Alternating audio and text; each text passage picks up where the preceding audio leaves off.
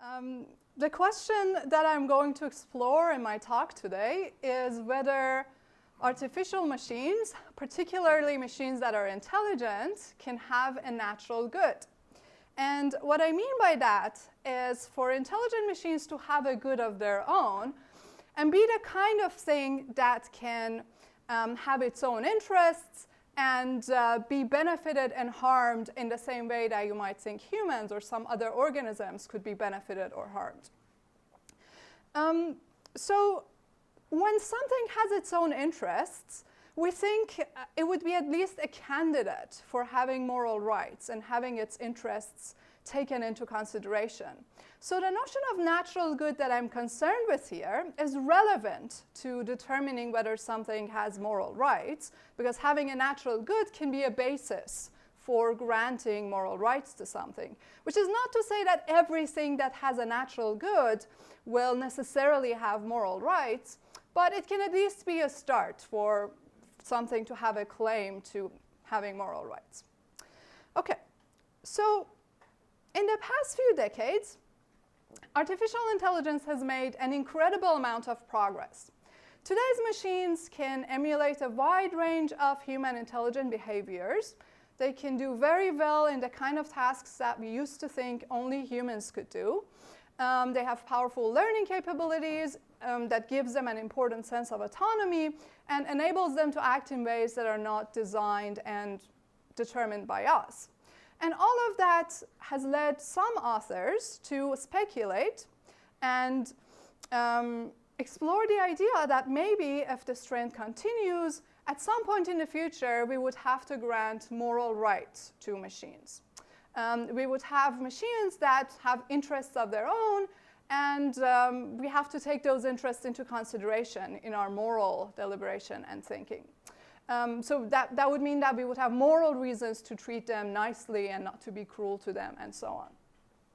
Some of the arguments that have been given for granting machines a moral status or moral rights are indirect, in the sense that they look at how our treatment of machines and robots affects us and our own moral character.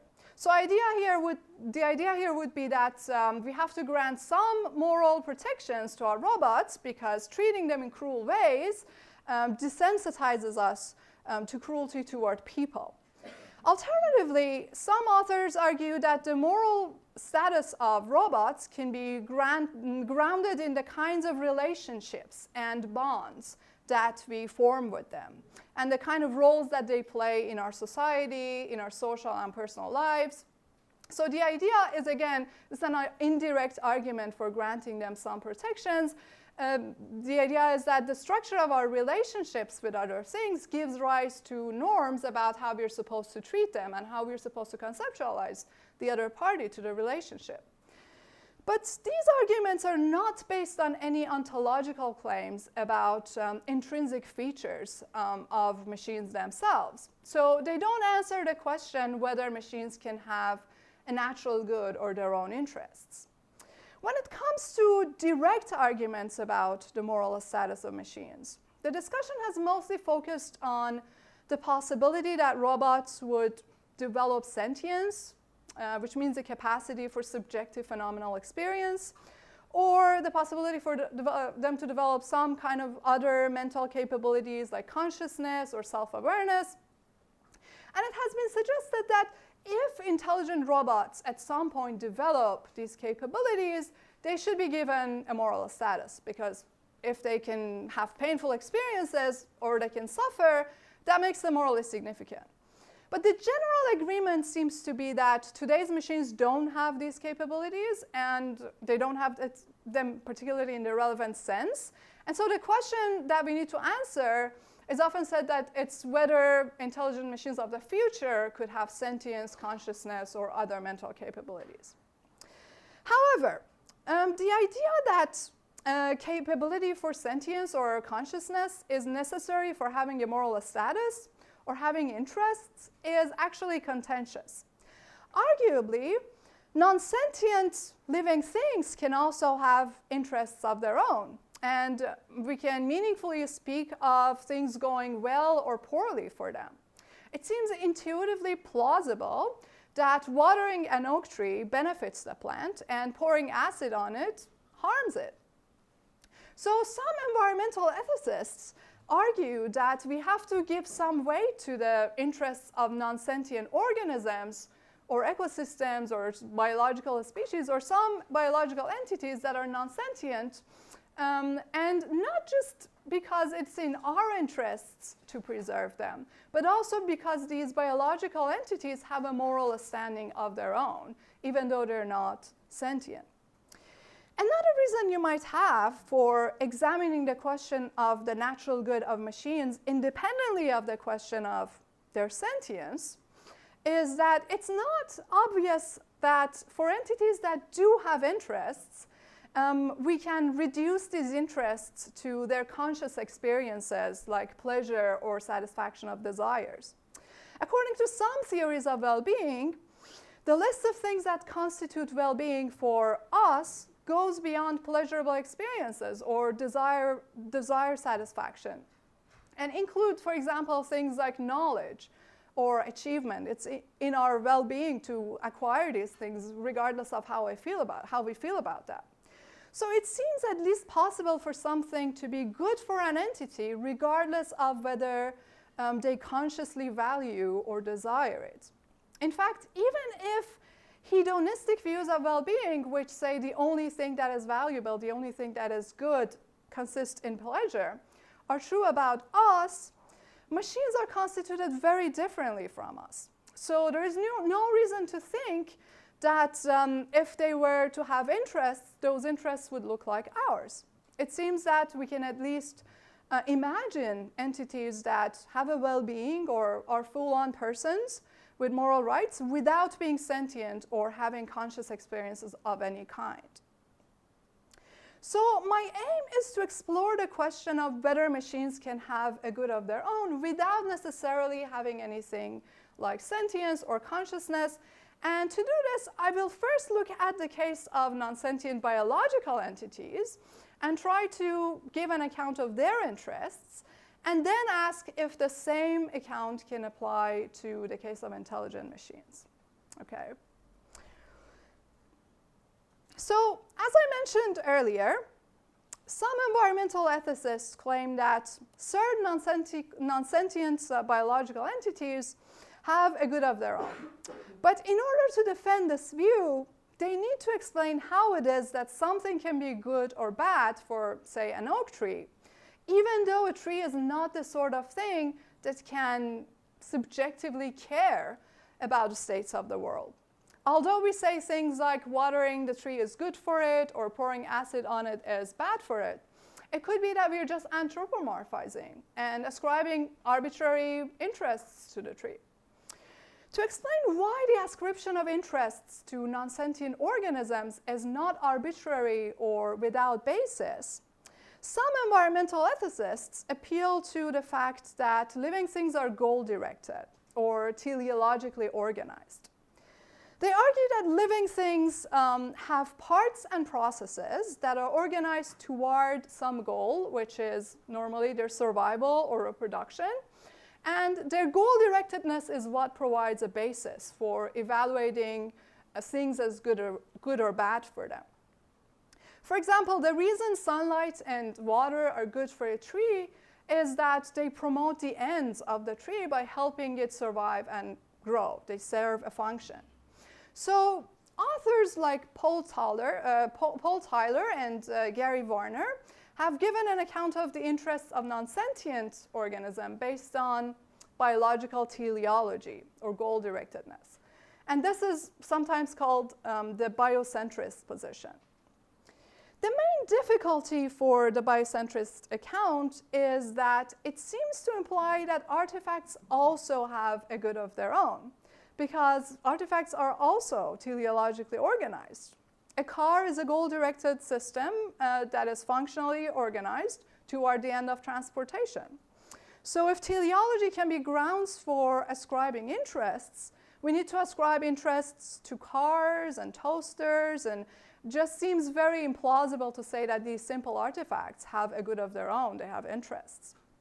Even though we're considering the possibility that some machines, maybe with intelligence capabilities, could one day have interests of their own, no one thinks that the simplest artifacts can be genuinely benefited or harmed, but even those simplest artifacts are functionally organized.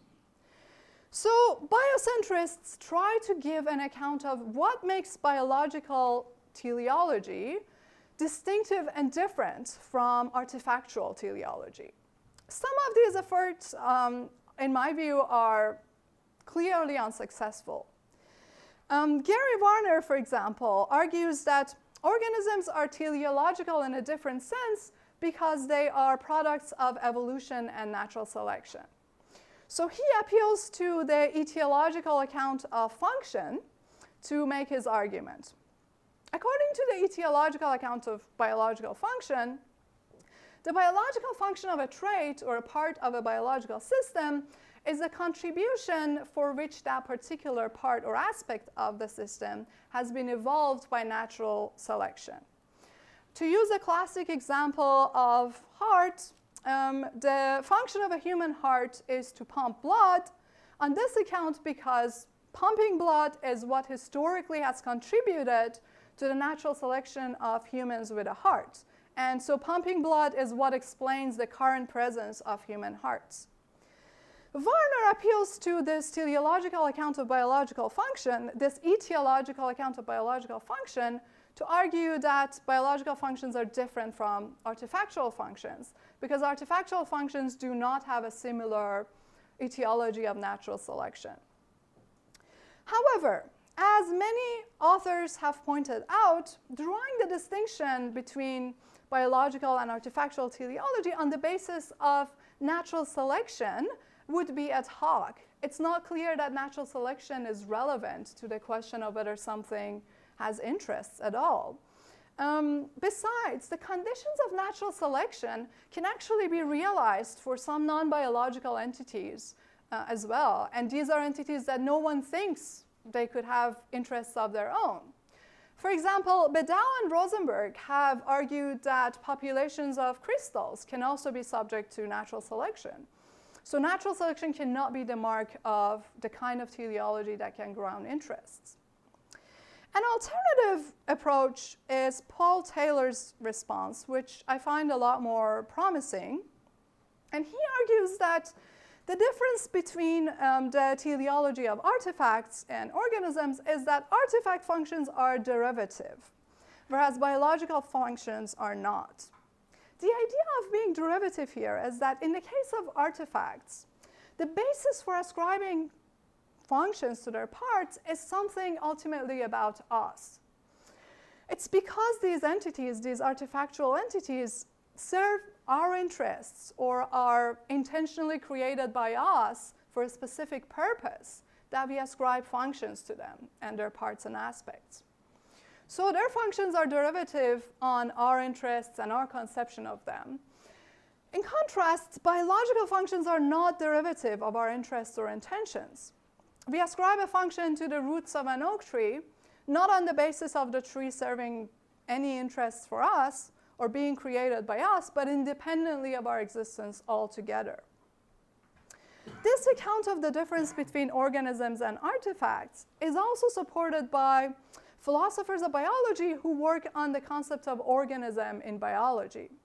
Dan Nicholson, for instance, has argued against what he calls the machine conception of the organism, or the idea that an organism is essentially a machine that is designed and engineered by natural selection. He argues that organisms are fundamentally different from machines precisely because their purposiveness is a different kind and is intrinsic. This means that they act on their own behalf toward their own ends, as opposed to machines which operate toward the ends that are external to them and are ends of their makers or owners or users. So if this distinction between intrinsic and extrinsic, or non-derivative and derivative purposiveness makes sense, we could argue that only non-derivative or intrinsic functions can be grounds for ascribing interests. A derivative functional organization that you might see in a car does not imply that there is anything good or bad for the car, whereas the functional organization of a tree does. Now, some authors have rejected the idea that the derivative-non-derivative distinction can actually track the difference between having interests or not having interests. John Basil and Ronald Sandler have argued that there are two things you could mean by derivativeness of functions. One is use derivativeness, which is when an entity only exists for our use. And the other is explanation derivativeness, which is when the functional organization of an entity can only be explained by reference to our intentions and ends. Basil and Sandler argue that both of these senses of derivativeness can apply also in the case of organisms with interests. So basically, derivativeness does not just exclude the case of artifacts, it also excludes the case of some organisms, which is not desirable. So for example, they argue that an organism could be created for our use, or it could be specifically engineered for our use to have traits that we want. In the case of, for instance, synthetic organisms like crops or farm animals that are bred to have specific features and traits that are desirable to us, we would have to say that their teleology is either use derivative or explanation derivative, because we created them for our use and we are the explanation why they have those functions.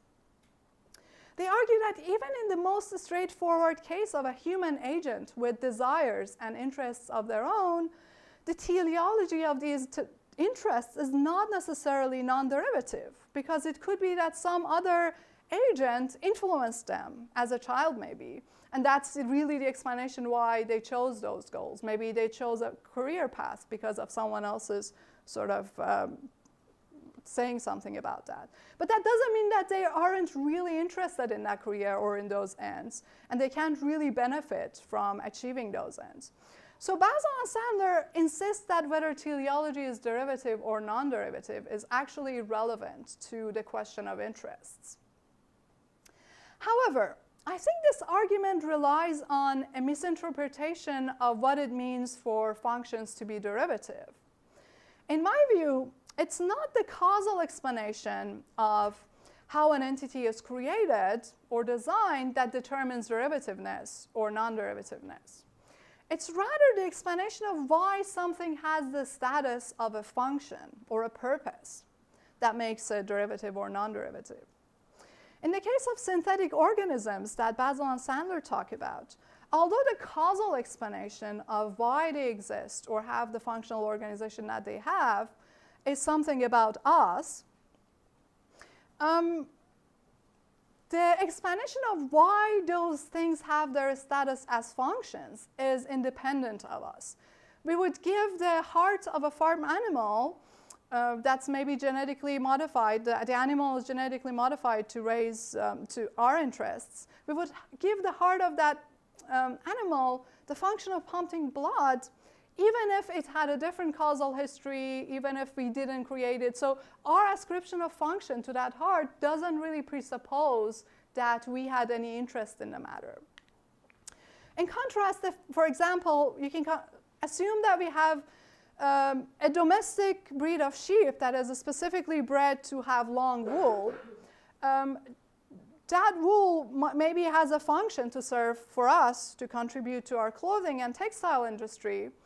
And it will have that function only because of us, and we call it a function just because of the interest it's serving. So this would be actually that we have an artifactual function in an organism, but at the same time, if the wool also serves a function for the organism itself, maybe by keeping it warm, that function we would ascribe that function independently of us. So in some cases of synthetic organism, we would have organisms that are at the same time artifacts. So some of their functions, some of the functions that we ascribe to their parts might be artifactual functions, but there will still be some of the functions that we ascribe independently of us and our interests. So the idea is that ascription of function always presupposes that there is a benefit in the functioning of the functional item for someone or something. In the case of artifacts, the benefit is ours, so the ascription of function does not presuppose that the artifact itself has any interests. But in contrast, in the case of organisms, there are functions that do not depend on us or presuppose that they have any benefit for us. So the organism itself must be the thing that's the beneficiary. This is why non-derivative functions imply that the entity in question has interests of its own. Okay, I should clarify that my aim here is not to give a reductive account of interests in terms of functions. I'm not claiming that we can recognize derivative and non-derivative functions independently of any assumptions about interests, and then use them as a basis for determining what sorts of things have interests. I actually side with authors like McLaughlin and Beda, who take a value-based approach to understanding functions. And they basically claim that you can't understand functions independently of interests. You can't give an account of functions that doesn't somehow presuppose some notion of value. Because ascription of functions already always requires making assumptions about what constitutes a benefit for something. We always say that the well-functioning of a functional item serves a benefit for someone. However, these assumptions about what constitutes a benefit are often implicit in biological and artifactual function ascriptions that we already accept or find intuitively plausible. And my claim is that by analyzing these function ascriptions, we can reveal the commitments that we already have about what kind of things have interests of their own. There are several attempts at giving a reductive account of non-derivative or distinctively biological functions, and I think these attempts are unsuccessful. So I actually have an argument for why you can't have a reductive and non-evaluative account of functions, which I'm not going to get into here in too much detail. But we already saw, for example, that the etiological account that appeals to Now, we saw the etiological account of function, and this account tries to appeal to natural selection to distinguish biological functions from artifactual functions. And we said that there are already some cases outside the domain of biology which has sort of that idea of not natural selection is already there as well. There's also the fact that etiological functions are not the only kinds of function ascriptions in biology. And so recently, some philosophers of biology have offered other accounts of function, and a prominent one is the organizational account, which specifically tries to give an account of non-derivative function ascriptions, and they try to give a reductive account. And so I could get more into why this account is not successful in my view. And to say a little bit about it, on the organizational account, what they say is that what is distinctive, what is different about living systems is that they're self-maintaining systems. So their functions are determined based on the contribution of the parts of the system to the self-maintenance of the entire system. So the idea is that because living things are self-maintaining systems, their parts somehow create the conditions for their own existence. So take the example of heart again. The beating of the heart pumps blood, which carries nutrients to the cells and eliminates waste and does a lot of things for the organism to continue maintaining itself. On the other hand, the organism maintains the heart as well, so it's a sort of two-directional relation. And so in this way, the activity of the heart to pump blood actually explains its own existence. So people who defend the organizational view argue that this is what grounds the ascription of functions in biological entities, because we have a functional organization that is closed, and parts of those functional organization make a contribution on the one hand to the whole organization, and the organization preserves them. But to the extent that this account is reductive and tries to give the criteria for function ascription in non-evaluative and purely causal terms, I don't think that the account successfully identifies what is distinctive about functions, because the problem is that this kind of structure, causal structure where there is a self-maintaining system, we can see it in the kinds of systems that we don't want to ascribe functions to. And it seems like we really do need to presuppose that the system is the kind of system that can have benefits. So for instance, Justin Garson has argued that the psychological processes and mechanisms that constitute a panic disorder can have the exact same causal profile of a self-maintaining system like a full organism, in that there is going to be an organizationally closed system where the parts make a distinct contribution to the persistence of the panic disorder, because the feelings, for example, you might have a panic attack and then you become more sensitive to having panic attacks, and it sort of contributes to having more and more panic attacks. So the cycle sort of maintains itself, but we don't want to ascribe a function to the parts of this sort of self-maintaining, self-perpetuating system. So basically, I just wanted to say that I'm going to side with authors like McLaughlin and Bedard, who defend a value-based approach to understanding functions. And I don't think that we can give an account of functions without having a value or interest criterion. But even though my account of functions is non-reductive and already presupposes the notion of interest, I think clarifying the distinction between intrinsic and extrinsic functions can help us engage with questions about whether some new kind of entity has interests of their own, whether, for example, intelligent machines have interests of their own. So when we are encountered with an entity that has a functional organization, getting clear on whether function ascriptions are intrinsic or extrinsic will reveal our commitments about interests. And to see whether a function ascription to a part of a system is intrinsic, we should ask whether the truth of the function ascription depends in any way on us or anyone else making the judgment about the function, or some judgment about the system. So in the case of intrinsic functions, the truth of the function ascription does not imply that anyone knows about the truth or even thinks about the system or conceptualizes it in any functional way. For example, the roots of an oak tree would have their functions even if we never discovered oak trees, right? But in contrast, in the case of extrinsic functions, their truth really implies that someone somewhere conceptualized that thing as an artifact and saw some benefit to it. So teleology and the status of the function of artifacts really depends on us or some external party presenting them or representing them in a certain way. Okay, so now if there is a meaningful distinction between the teleology of organisms and artifacts, and if this distinction can potentially give us a theoretical framework for identifying interests independently of the question of sentience or consciousness, what can we say about the case of artificial machines?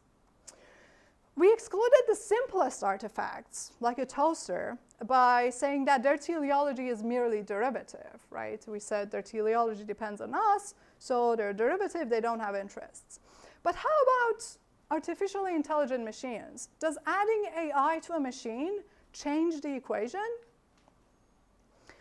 The new capabilities that come with AI, such as machine learning and the ability to create autonomous agents, give these intelligent machines a sense of independence from us. They have a sense of autonomy that enables them to act in ways that aren't exactly designed or anticipated by us.